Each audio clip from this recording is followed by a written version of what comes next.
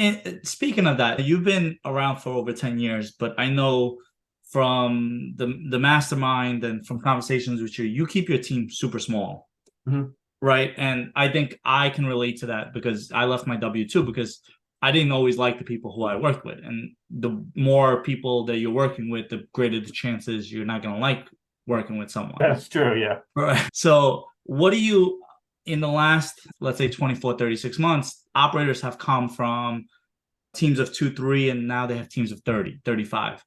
What do you have any opinions on that? Like when you see that from your team perspective and you see such a large team, do you have like reservations when you see that from other operators as an investor? Yeah, I actually do. And if you look at the operators who are currently imploding, it is the ones who basically showed up out of nowhere and rapidly scaled.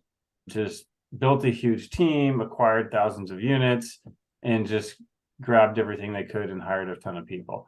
That now the size of the team is not, it's not an automatic. And there's guys, Ken McElroy's been doing this for what, 30 years, right? And he's got hundreds of employees. I wouldn't write him off just because he has a lot of employees. He's a very smart guy. But I would say anyone that either just recently showed up in the last few years, especially, and went from zero to a big team. It's not an automatic problem, but it would definitely be, it would raise a red flag in that, okay, I want to find out what is leading to that kind of rapid scaling. Is it that they had, huge amounts of capital and insider knowledge, or is it just that they're buying everything that they can get their hands on? One situation is probably okay, the other one isn't.